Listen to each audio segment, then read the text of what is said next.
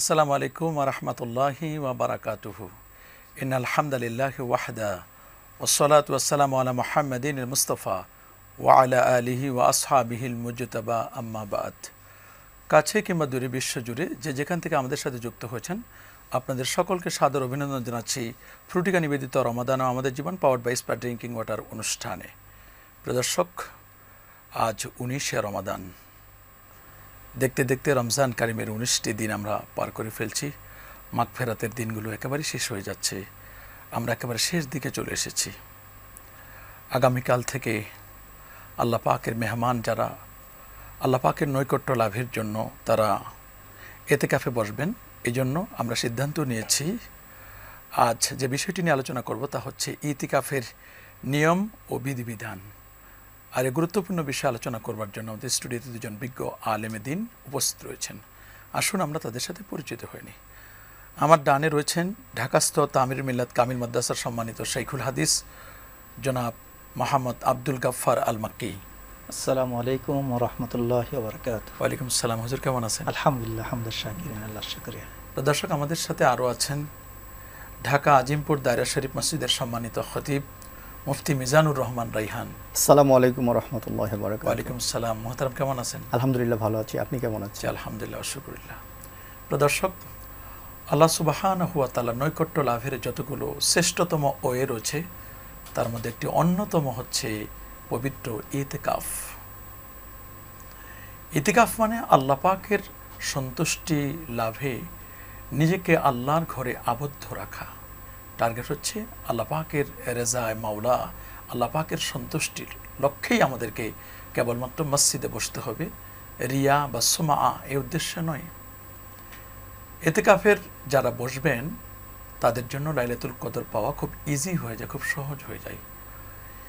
ইতিকাফের গুরুত্ব এত বেশি যে পেয়ারা নবী রসুল করিম সাল্লাল্লাহু আলাইহি ওয়াসাল্লাম মদিনা মুনাওয়ারায় হিজরত করার পরে যখন থেকে সিয়াম সাধনা ফরজ হয়েছে, এরপর থেকে নিয়ে ইন্তেকাল অবধি তিনি যতদিন বেঁচে ছিলেন কেবলমাত্র একটি বার ছাড়া প্রতি বছর তিনি ইতিকাফ করতেন। যে বছর তিনি ইতিকাফ করতে পারলেন না, পরবর্তীতে 20টি দিন তিনি কাজা করে নিয়েছিলেন। রাসূল আকরাম সাল্লাল্লাহু আলাইহি ওয়াসাল্লাম যে বছর ইন্তেকাল করেন সে বছর তিনি 20 দিন ইতিকাফ করেছিলেন। হাদিসের মধ্যে রয়েছে স্পষ্ট করে যে আল্লাহর হাবিব পেয়ারা নবী রাসূল করিম সাল্লাল্লাহু আলাইহি ওয়াসাল্লাম লাইলাতুল কদর পাবার লক্ষ্যে তিনি একবার ইতিকাফে বসলেন। প্রথম 10 দিন জিবরিল আমিন তাকে মেসেজ দিলেন যে না, রেড সিগন্যাল, আপনি ইতিকাফ পান নাই। আবার দ্বিতীয় দশকে বসলেন, বলেন নো, আপনি ইতিকাফ পান নাই, আপনি সামনে অপেক্ষা করুন। নবীজি শেষ দশকে বসলেন, জিবরিল আমিন বলেন শেষ দশকে রয়েছে ইতিকাফ। পৃথিবীর শ্রেষ্ঠতম জায়গা ইতিকাফের জন্য সেটি হচ্ছে মসজিদে হারাম, যেটি কাবা শরীফ, এরপরে হচ্ছে মসজিদে নববী আশ শরীফ, এরপরে হচ্ছে বাইতুল মুকাদ্দাস, এরপরে বিভিন্ন জামে মসজিদ। এভাবেই পুরুষেরা ইতিকাফ করবে মসজিদে আর নারীরা ইতিকাফ করবেন ঘরের ভিতরে নিরিবিলি নিকুঞ্জ পরিবেশে। আসুন আমরা ইতিকাফের বিভিন্ন মাসআলা মাসাইল আমরা আমাদের অতিথিদের কাছ থেকে জেনে নিব। মুফতি মোহাম্মদ আব্দুল গাফফার আল মাক্কি হুজুর, আপনি আমাদেরকে জানাবেন যে আপনি জানেন যে ইতিকাফের কথা আল্লাহ তাআলা পবিত্র কোরআনে তো কয়েকটি জায়গায় বলেছেন, ওয়া আনতুম আকিফুনা ফিল মাসাজিদ, তারপরে ওয়া আহিদনা ইলা ইব্রাহিমা ওয়া ইসমাঈলা আন তাহহিরা বাইতিয়া লিত-তাইফিনা ওয়াল আকিফিনা ওয়ার রুকআই ওয়াস সুজুদ। এখানে তো ইতিকাফের কথা বলেছেন এবং রাসূল আকরাম সাল্লাল্লাহু আলাইহি ওয়াসাল্লাম যেই আমলটি প্রত্যেকটি বছর করেছিলেন, অথচ আমরা সিয়াম সাধনা করি। রসুলের এই গুরুত্বপূর্ণ আমলটি অনেক আলেম ওলামা পর্যন্ত আমরা এর সিগনিফিকেন্স বুঝতে পারছি না, অনেকে রাখছি না। আপনি যদি কোরআন এবং সুন্নাহর আলোকে ইতিকাফের পরিচয়, ইতিকাফের গুরুত্ব এবং তাৎপর্য নিয়ে প্লিজ যদি বলতেন। বিসমিল্লাহ, আলহামদুলিল্লাহ, ওয়াসসালাতু ওয়াসসালামু আলা রাসূলিল্লাহ। চমৎকার প্রশ্ন, উপস্থাপককে অনেক ধন্যবাদ। আসলে ইতিকাফের কথা এক কথায় উনি সুন্দরভাবে বলে দিয়েছেন। ইতিকাফ শব্দের অর্থ হচ্ছে আল লুবস আল মাকসু ফিল মসজিদ তাআতাল লিল্লাহ। আল্লাহ সুবহানাহু ওয়া তাআলার আনুগত্য প্রকাশের জন্য, আল্লাহর নৈকট্য হাসিলের জন্য মসজিদে অবস্থান করার নাম হচ্ছে এক কথায় ইতিকাফ। এ ব্যাপারে আল্লাহ সুবহানাহু ওয়া তাআলা কোরআন বলেন, ওয়ালা তুবাশিরুহুন্না ওয়া আনতুম আকিফুনা ফিল মাসাজিদ। যে ইতিকাফ শব্দের আরও কেউ কিছু বলছেন যে মাকসু অবস্থান করা ঠিকই, কিন্তু নিয়াতিল ইবাদাহ। এবং কোন কোন উলামা কিরাম বলছেন, যেমন মুকারনা যদি দেখা যায় ইনদাল আইম্মাল আরবাআহ, খুসুসান ইনদাল ইমাম আবি হানিফা রাহিমাহুল্লাহ আল ইমাম আল আযম, তিনি যে শর্ত দিন তিনি বলছেন যে এতেকাফটা হবে আল্লাফসু আও আল মাকসু ফিল মসজিদি মা আসমি বিনিয়াতিল ইবাদা। ইবাদতের উদ্দেশ্য রোজা রাখা অবস্থায় যে মসজিদে সালাত জুমার সালাত কায়েম হয় সেই মসজিদের রাখার নাম হচ্ছে ইবাদত, এতেকাফ। মাশাআল্লাহ। ইমাম শাফি রহমতুল্লাহ একটু ভিন্ন মত বলছেন। তিনি বলছেন যে অবশ্যই এতেকাফটা হতে হবে আন মুসলিমিন আকিলিন মুমাইয়িজিন, মুসলিম হতে হবে, মুসলিম বালেগ হতে হবে, বালেগ হতে হবে, জ্ঞানবান হতে হবে, যে জ্ঞানবান হতে হবে, বিনিয়াতি আল ইবাদা, ইবাদত নিয়তি। ইবাদত। ইমাম হাম্বলি রহমতুল্লাহ একই কথা বলছেন যে ইবাদত এতেকাফ একই অবস্থা হবে, কিন্তু শর্ত আছে আকিলান বালিগান মুসলিমান মুবাহান মসজিদান। কয়েকটা কথা বলছেন, বালেগ হবে, মুসলিম হবে, আকিল হবে, বৈধ পন্থা হবে, এর একটা মসজিদে হওয়া লাগবে। এতেকাফের তো অনেক ক্লাসিফিকেশন আছে, জি, জি, একটু প্লিজ বলতেন। যেটা কেউ কেউ বলেছেন আসলে ওলামা কিরামগুলোর মধ্যে বিশেষ করে ওলামা কিরাম তিনটা ভাগ করেছেন। একটা ভাগ দেখা যায় কেউ কেউ বলছে এটা আছে একদম ওয়াজিব, যে নিজেকে যদি এটাকে কেউ নজর করে আবশ্যক করে মান্যতের এতেকাফ যেটা। মান্যতের। আবার কেউ কেউ বলছেন সুন্নাতুন মুআক্কাদা, যেমন আমরা একটু পরে ইনশাআল্লাহ আমরা বলার চেষ্টা করব। আবার কেউ বলছে তাতাউ, এটা মুবাহ, এটা মুস্তাহাব। কিন্তু আমরা রাসূল করিম সাল্লাল্লাহু আলাইহি ওয়াসাল্লামের জীবদ্দশা যে দেখি, যে কথাগুলো আমরা একটু আগেই শুনলাম, এখনো যদি শুনি, কানা হাদিউহু সাল্লাল্লাহু আলাইহি ওয়াসাল্লাম, রাসূল করিম সাল্লাল্লাহু আলাইহি ওয়াসাল্লামের দিক নির্দেশনার এবং সৎ পথে প্রচলনের একটিমাত্র উদ্দেশ্য ছিল যে হাদিসটি উম্মাহাতুল মুমিনিন আয়েশা সিদ্দিকা রাদিয়াল্লাহু তাআলা আনহা তিনি বর্ণনা করেছেন চমৎকারভাবে। ক্বালাত কানা রাসূলুল্লাহ সাল্লাল্লাহু আলাইহি ওয়াসাল্লাম ইয়াতাকিফু ফিল মসজিদ ফিল আশরিল আওয়াখির মিন রমাদান। মসজিদের কথা অন্যান্য কেউ বলেছেন, কিন্তু হাদিসের ভাষা এটা আছে কানা ইয়াতাকিফু ফিল আশরিল আওয়াখির মিন রমজান মাসের শেষ দশকে রাসূল করিম সাল্লাল্লাহু আলাইহি ওয়াসাল্লাম এই ইবাদতের নিয়তে আল্লাহ সুবহানাহু ওয়া তাআলা সন্তুষ্টির উদ্দেশ্যে, বিশেষ করে যে কথাটা আসছে তাহাররাউ লাইলাতুল কদরি ফিল আশরিল আওয়াখির মিন রমাদান, রমজানের শেষ দশকের মধ্যে তোমরা বেজোর রাত তোমরা অনুসন্ধান করো, সেটাকে পাওয়ার জন্য আসলে এটা। ধন্যবাদ আপনাকে। জি হ্যাঁ, শুকরান, জাযাকাল্লাহ। জি মুফতি মিজানুর রহমান সাহেব, আপনি আমাদেরকে বলবেন যে রাসূলুল্লাহ সাল্লাল্লাহু আলাইহি ওয়াসাল্লাম এতেকাফের সিগনিফিকেন্স বা এতেকাফের ফজিলতের ব্যাপারে তার তো অনেকগুলো বাণী রয়েছে। যেমন একটি জাইয়দ সনদে ইমাম তবরানী রহমতুল্লাহ আল মুজামুল কাবিল তবরানীর মধ্যে বলেছেন, মান এতেকাফা ইয়ামান ইবতাগাআন লিওয়াজহিল্লাহি তাবারাকা ওয়া তাআলা, যে ব্যক্তি আল্লাহ পাকের সন্তুষ্টি লক্ষ্যে একদিন এতেকাফ করবে, ওই লোকের মাঝে এবং জাহান্নামের মাঝে 3 খন্দকের দূরত্ব আল্লাহ তাআলা তৈরি করে দিবেন। কি বলবেন আপনি হাদিস? জি মুহতারাম, আপনি যথার্থই বলেছেন। আমাদের আসলে এই এতেকাফটা কিন্তু রাসূল পাক সাল্লাল্লাহু আলাইহি ওয়াসাল্লামের যুগ থেকে নয়, হযরত ইব্রাহিম আলাইহিস সালামের থেকেই চলে আসছে। সূরা বাকারায় 125 নম্বর আয়াতে রব্বুল আলামিন বলেছেন, ওয়াহিদিনা ইলা ইব্রাহিমা ওয়া ইসমাঈল আন তাহহিরা বাইতিয়া লিত-তাইফিনা ওয়াল আকিফিনা ওয়ার রুকআইস সুজুদ। আল্লাহ সুবহানাহু ওয়া তাআলা বলেন যে আমি নির্দেশ করেছি ইব্রাহিম এবং ইসমাইলকে, তারা যেন আমার ঘরকে পবিত্র রাখে কারদের জন্য, ইবাদতকারীদের জন্য, তাওয়াফকারীদের জন্য এবং ইতিকাফকারীদের জন্য, এবং যারা রুকু সিজদা করে তাদের জন্য। অর্থাৎ আল্লাহ সুবহানাহু ওয়া তাআলা আগে থেকেই তার ঘরকে পবিত্র এবং রেডি করতে বলেছেন। তাহলে হযরত ইব্রাহিম আলাইহিস সালামের সময় থেকেই ইতিকাফের প্রচলন চলে আসছে। তো রাসূল পাক সাল্লাল্লাহু আলাইহি ওয়াসাল্লাম আপনি যেমনটি বলেছিলেন যে আল্লাহর হাবিব প্রথম 10 দিন ইতিকাফ করেছিলেন লাইলাতুল কদর পাবার জন্য, সিগন্যাল আসেনি যে লাইলাতুল কদর এখানে নেই। এর পরের দশকে আল্লাহর হাবিব করেছিলেন, সেখানেও পেলেন না। শেষ দশকে আল্লাহর হাবিব যখন ইতিকাফ করলেন, ওইবারেই তখন লাইলাতুল কদর পেয়ে গেলেন। তো এজন্য আল্লাহর হাবিব লাইলাতুল কদর পাওয়ার জন্য বিশেষ করে এই আমলটা করতেন। আর এটা হচ্ছে আমাদের সবার জন্য সুন্নাতে মুআক্কাদা আলাল কিফায়া। আমরা যদি আমাদের দুনিয়ার জীবনটা হচ্ছে ব্যস্ততম সময়, ইতিকাফের অর্থ হচ্ছে যে একদিকে হয়ে যাওয়া, নিবেদিত হওয়া, আল্লাহমুখী হওয়া। তো আমাদের জাগতিক যে ব্যস্ততা আছে, আমরা সারা জীবনই ব্যস্ত থাকি, সারা বছর ব্যস্ত থাকি।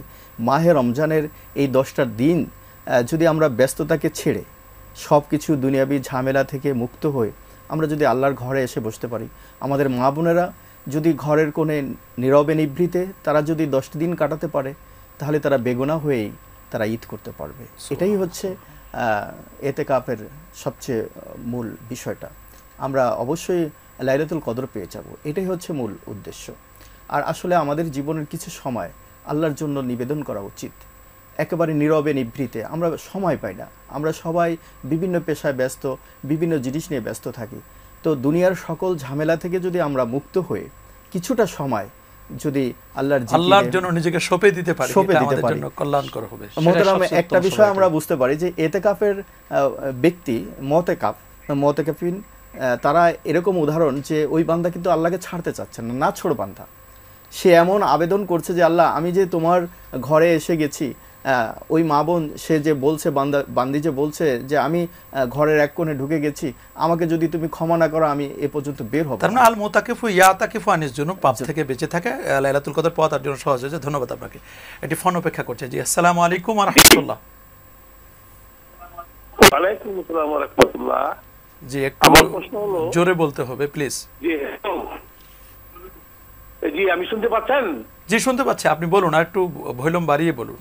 ও জি জি, আমি ওই সারাদিন নামাজ আপনার পড়ার পরে জি, এই মসজিদে যেভাবে আপনার বিতির নামাজ পড়া হয় আমি পড়ি না। বিতির নামাজ পড়েন না আপনি? আমি বাড়িতে এসে পড়ি, কারণ আমার মনে হয় যে 3 রাকাত একবারে পড়ি আমি, 3 রাকাতে আপনার ওই হাত উঠায় ইয়া করি, আপনার ওই যে দোয়া করি, আমি সেজদা যাই। তা আমারটা কি ঠিক আছে? আমার যেন কেন মনে হয় যে মসজিদে যেভাবে পড়া হয় এটা আপনার মাগরিবের নামাজের মতো হয়ে যায়। জি, ধন্যবাদ আপনাকে। কি বলবেন মাক্কি হুজুর? আসলে তো রমজান কারিমে তো বেতির নামাজ জামাতের সাথে পড়া এটাই তো সুন্নাহ। সুন্নাহ এবং আফদল। নামাজটা ওয়াজিব, কিন্তু জি, জি। রাসূল আকরাম সাল্লাল্লাহু আলাইহি ওয়াসাল্লাম উনি রমজান কিন্তু মাসে প্রশ্ন করেছেন একটা ভিন্ন। আচ্ছা। উনি প্রশ্ন করেছেন যে আমি এই যে হাত রফুলে এদায়ন করে দোয়া কুনুতটা আমি পড়ি না, সবাই যে পড়ে, এটা কিন্তু বলছেন আর কি। আসলে দেখা যাচ্ছে বিতরণ শব্দের অর্থ তো বেজোর।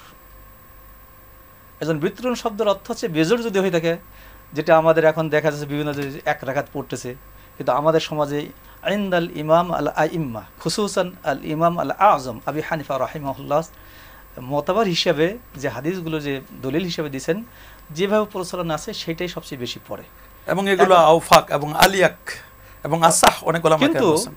যদিও সেটা আফদল, কিন্তু এর ভিতরে 1 রাকাত কেউ পড়ে, 3 রাকাত পড়ে, 5 এক রাকাত কি কোনো নামাজ আছে নাকি আউতিরু বে ওয়াহিদা, এক দিয়ে বেজর করে এক দিতে দিয়ে হবে? বেজর, 2 রাকাত পড়ার পর এক দিয়ে বেজর জি, করতে এক হবে। দিয়ে। এটাই অনেকে মানে দুইটা মিস্টেক তাকে করে পড়তে ফেলে। হবে। অনেকে মনে করে যে শুধু এক পড়ে এক রাকাত, শুধু এক রাকাত তো কোনো নামাজ নেই। সুন্নাতুল বাদিয়া বলা, কেউ কেউ বলে সুন্নাতুল বাদিয়া বাদা সালাতুল ইশা খুসুসান 2 রাকাত পড়ে তখন 1 রাকাত পড়ে। কিন্তু আমরা এখন অনেক ধরনের অনেক বুঝের অভাবের কারণে দেখা যায় শুধুমাত্র খুসুসান আউতিরু বিতরিন ওয়াহিদ বিরাকাতিন ওয়াহিদা।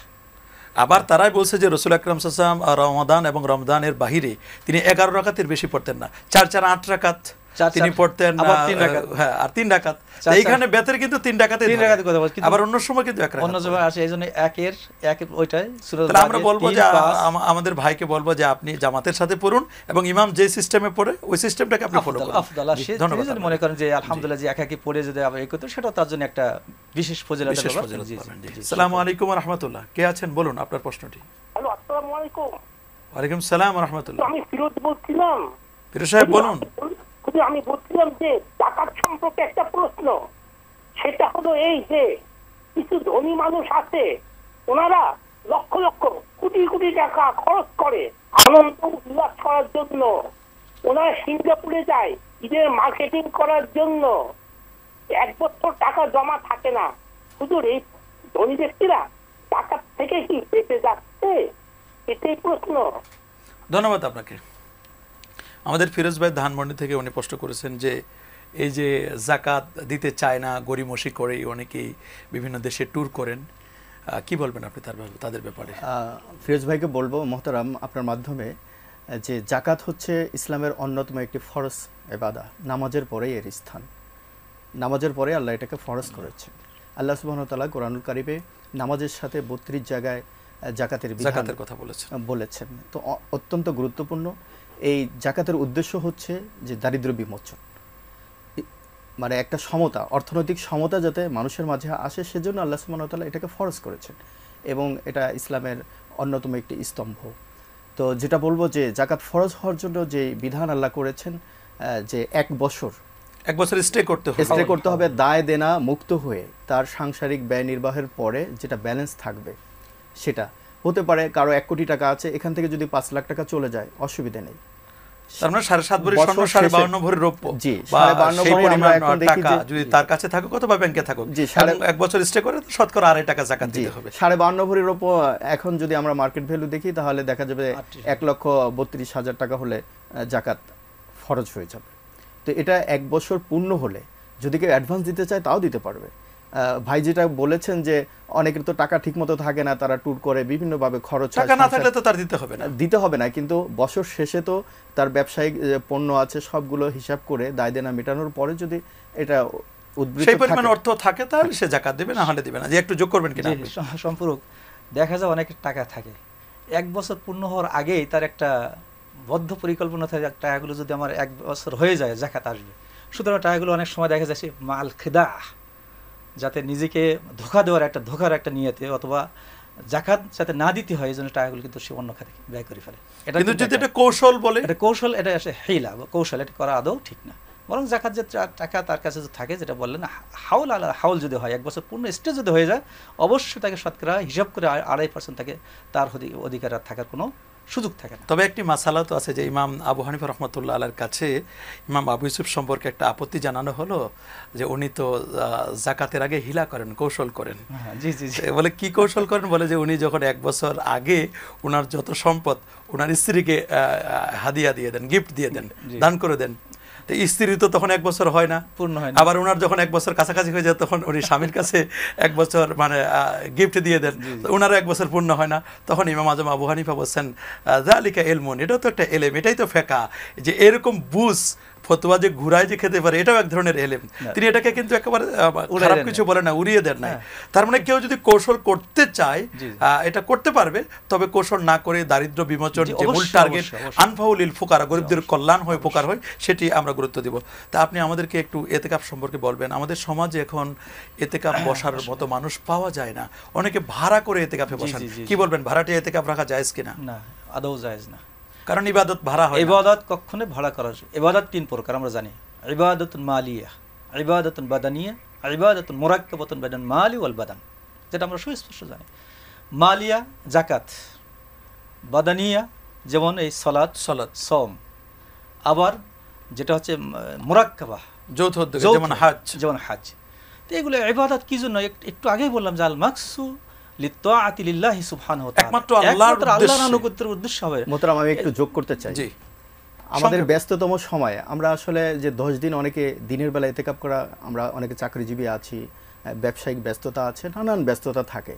তো আমরা যদি নফল ইবাদত হিসেবেও ইতিকাফকে নফল যেটা বলা হয়েছে, যদি দিনের বেলা আমি থাকতে পারলাম না, আমি আমার কর্মক্ষেত্র থেকে এসে আমি ব্যস্ততা শেষ করে মাগরিবের আগে ঢুকে গেলাম, আমি আবার ফজর পড়ে আমি একটু আরাম করে আবার আমার কাজে চলে সেটা গেলাম, নফল, সেটা নফল হিসেবে হতে পারে। এটা নফল ইতিকাফ করলে তো সমস্যা নাই। নফল ইন্নাল আবদা লা ইয়াতাকাররাবু ইলাইয়া বিন-নওয়াফিল, বান্দা নফল ইবাদতের মাধ্যমে আমরা আল্লাহ যে কদিন পারি সেটা করতে পারি। জি, ধন্যবাদ আপনাদের দুইজনকে। প্রিয় দর্শক, আমরা শুনছিলাম ইতিকাফের গুরুত্ব এবং তাৎপর্য নিয়ে।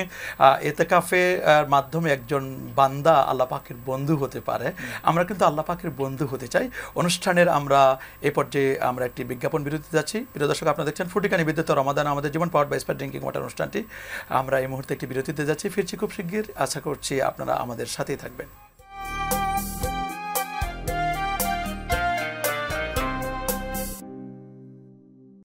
আসসালামু আলাইকুম ওয়া রাহমাতুল্লাহি ওয়া বারাকাতুহু।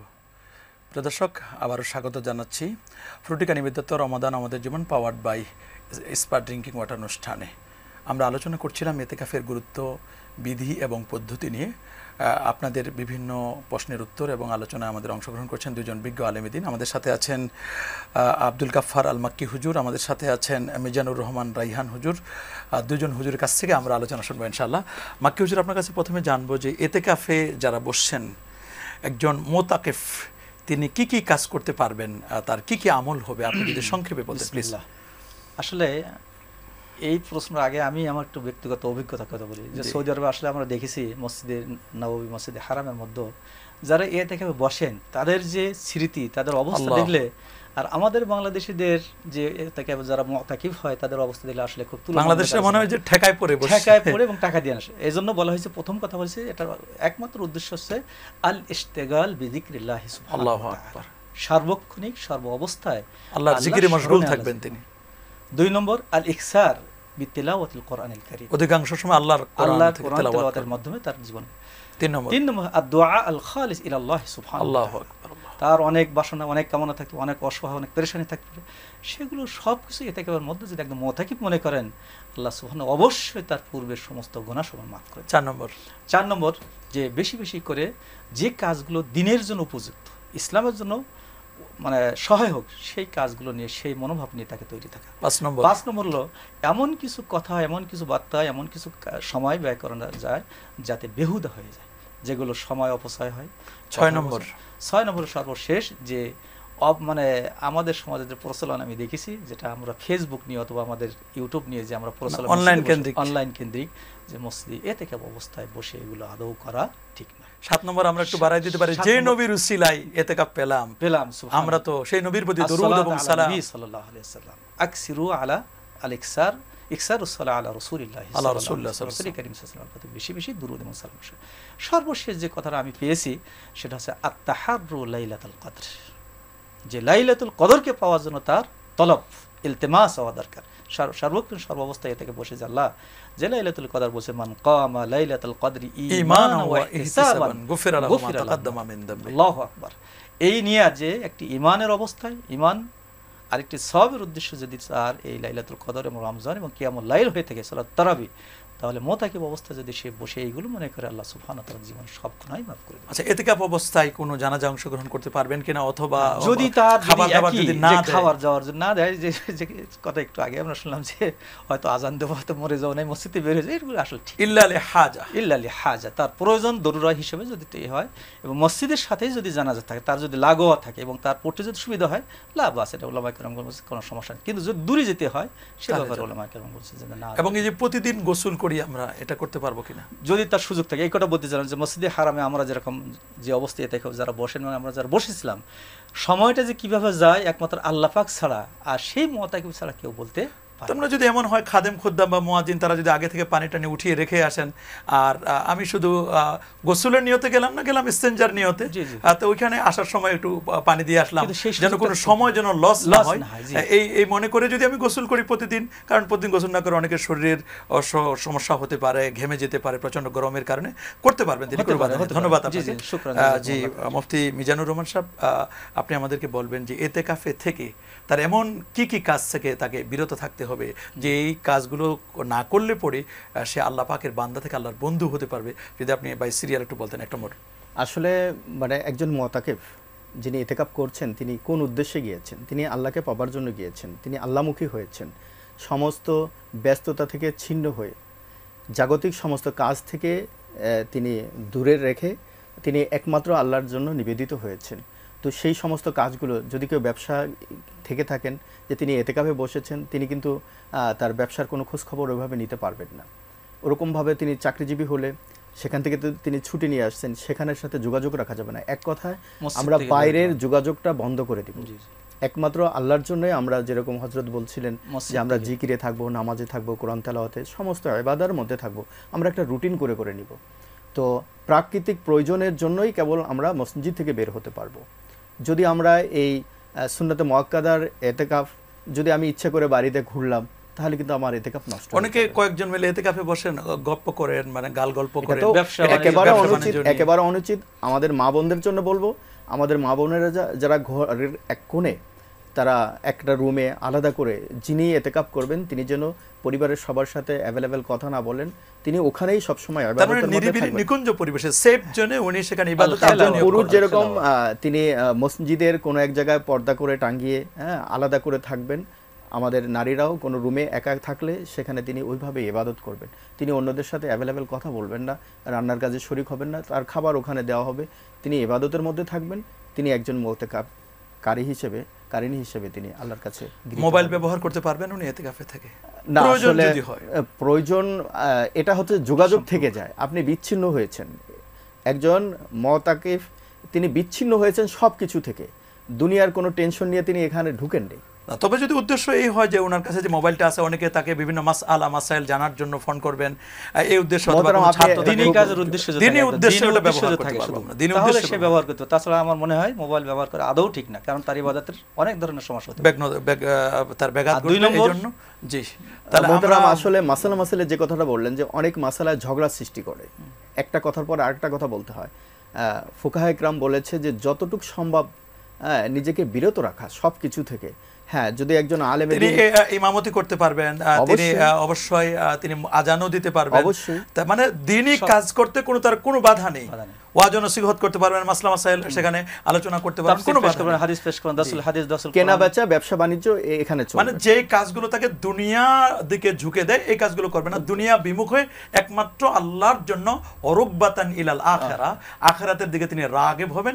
এই জন্যই মূলত ইতিকাফ। ধন্যবাদ আপনাদের দুজনকে, খুব চমৎকার আলোচনা করলেন।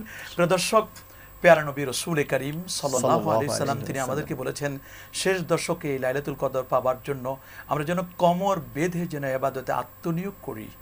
নবী পাক সাল্লাল্লাহু আলাইহি সাল্লাম তিনি যতদিন বেঁচে ছিলেন ইতিকাফ করেছিলেন, পরবর্তীতে তার সহধর্মিণীগণ আমাদের মা উম্মাহাতুল মুমিনিন তারা ইতিকাফ করেছিলেন। নবীজি আমাদেরকে বলেছেন 10 দিন তোমরা কোমর বেঁধে ইবাদতে আত্মনিয়োগ করবে, কিন্তু আমরা শেষ 10 দিন কোমর বেঁধে আমরা মার্কেটিং করার জন্য ব্যস্ত হয়ে যাই। দুঃখটা তো এখানেই, রসুল বলেন একটি আর আমরা করছি অন্যটি। রসুলের বিধিবিধানগুলো, রসুলের যে রসুল কিসে কল্যাণ রয়েছে সেটি তো রসুল আকরাম সাল্লাল্লাহু আলাইহি ওয়াসাল্লাম জানতেন। রসুল আকরাম সাল্লাল্লাহু আলাইহি ওয়াসাল্লাম তিনি লাইলাতুল কদর পাবার জন্য তিনি আমাদেরকে ইতিকাফের জন্য নির্দেশ দিয়েছেন।